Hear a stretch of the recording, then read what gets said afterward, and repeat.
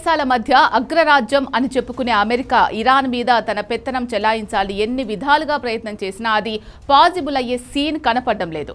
Trump బాంబులు వేస్తారని భయపెట్టినా, నావికా దిగ్బంధనంతో గొంతు నొక్కాలని చూసినా ఇరాన్ మాత్రం సింహంలా కొట్లాడుతోంది. హర్ముజ్ జలసంధిని ప్రపంచ శాంతి కోసం తెరిచిన ఇరాన్ అదే సమయంలో తన దేశ రక్షణ కోసం కఠిన నిబంధనలు విధిస్తూ ట్రంప్ మైండ్ గేమ్ను చిత్తు చేసింది. అమెరికా ఆధిపత్యాన్ని అడ్డుకుంటూ ఇరాన్ రెవల్యూషనరీ గార్డ్స్ సృష్టించిన ఆ మాస్టర్ ప్లాన్ ఏంటి?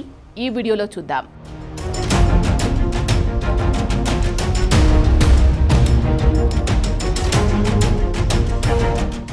ఇరాన్ ఎప్పుడూ యుద్ధాన్ని కోరుకోలేదు.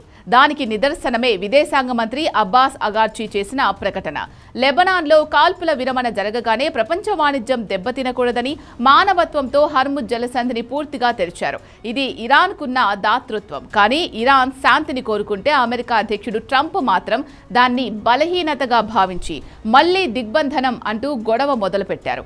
అగ్రరాజ్యం అని చెప్పుకునే దేశం శాంతిని అడ్డుకుంటుంటే ఇరాన్ మాత్రం బాధ్యతాయుతమైన దేశంగా వ్యవహరించింది.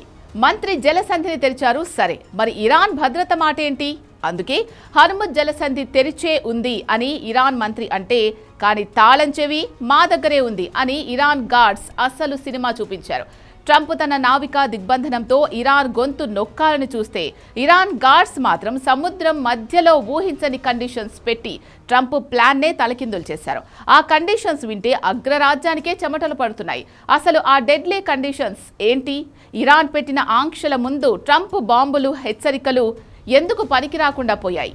ఇరాన్ విదేశాంగ మంత్రి అరాగ్జీ జలసంధి పూర్తిగా ఓపెన్ అని చాలా పద్ధతిగా ప్రకటించిన తర్వాత ప్రపంచ దేశాలన్నీ హమ్మయ్య అనుకున్నాయి. కానీ అసలు పవర్ ఎవరి చేతిలో ఉందో వారు రంగంలోకి దిగారు.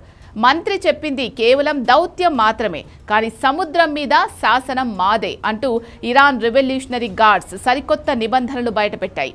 మంత్రి చెప్పని ఆ భయంకరమైన కండిషన్లే ఇప్పుడు ట్రంప్కు పెద్ద తలనొప్పిగా మారాయి. ఇరాన్ గార్డ్స్ పెట్టిన ఆ కండిషన్స్ వింటే ఎవ్వరికైనా షాక్ తగలాల్సిందే. ఒకటి, ముందస్తు అనుమతి. ఏ వాణిజ్య నౌక అయినా జలసంధిలోకి రావాలంటే 48 గంటల ముందే ఇరాన్ గార్డ్స్ అనుమతి తీసుకోవాలి. అనుమతి లేనిదే అడుగు పెడితే అది ఆక్రమణే. 2, అమెరికాకు నో ఎంట్రీ. నౌకలో ఒక్క అమెరికా జాతీయుడు ఉన్నా లేదా అది అమెరికా కంపెనీకి చెందినదైనా దాన్ని నిలిపివేసే హక్కు మాకుంది. Search and seize. అనుమానం వస్తే ఏ నౌకనైనా ఆపి లోపల ఏముందో తనిఖీ చేసే అధికారం కేవలం గార్డ్స్కు మాత్రమే ఉంటుంది. నిర్దేశిత మార్గం. మేము గీసిన గీత దాటకూడదు. ఇరాన్ సూచించిన రూట్లోనే వెళ్ళాలి, లేకపోతే ఫిరంగులు సిద్ధంగా ఉంటాయి. మిలిటరీ ఎస్కార్ట్ నిషేధం. వాణిజ్య నౌకల రక్షణ కోసం అమెరికా యుద్ధ నౌకలు గనక వెంట వస్తే దాన్ని యుద్ధ ప్రకటనగా భావించి ఎదురుదాడి చేస్తాం. జలసంధి గుండా వెళ్లే నౌకలు ఇప్పుడు ఇరాన్ గార్డ్స్కి చెందిన ప్రత్యేకమైన డిజిటల్ పోర్టల్లో రిజిస్టర్ చేసుకోవాలని కొత్త కండిషన్ పెట్టారు. అంటే సముద్రం మీద వెళ్లే ప్రతి నౌక డేటా ఇప్పుడు ఇరాన్ ఇంటెలిజెన్స్ చేతిలోకి వెళ్తుంది. ఇది అమెరికా గూఢచారి వ్యవస్థకు పెద్ద దెబ్బ. ట్రంప్ నేను బాంబులు వేస్తా అని సోషల్ మీడియాలో మైండ్ గేమ్ ఆడితే గార్డ్స్ మాత్రం క్షేత్రస్థాయిలో ఫిజికల్ గేమ్ మొదలుపెట్టారు. ఇరాన్ పార్లమెంట్ స్పీకర్ గాలిబాఫ్ అన్నట్లు, నువ్వు అబద్ధాలతో యుద్ధం గెలవలేవు, నీ దిగ్బంధనానికి మా దగ్గర కౌంటర్ బ్లాకేడ్ సిద్ధంగా ఉంది అని నిరూపించారు. అమెరికా తన యుద్ధ నౌకలను పంపడానికి భయపడేలా ఈ కండిషన్లున్నాయి. ఎందుకంటే జలసంధిని మూసేస్తామని ఇరాన్ అంటే అది ప్రపంచ ఆర్థిక వ్యవస్థకే మరణ శాసనం అని ట్రంప్కు కూడా తెలుసు. ట్రంప్ ఎన్ని బాంబుల హెచ్చరికలు చేసినా గార్డ్స్ కాపలా ఉన్నంత కాలం ఇరాన్ గడ్డను ఎవ్వరూ తాకలేరని స్పష్టం చేస్తోంది.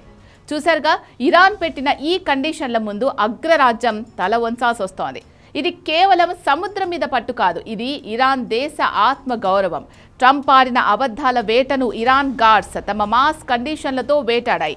మరి ఈ వివాదం ఎటు వెళ్తుందో చూడాలి.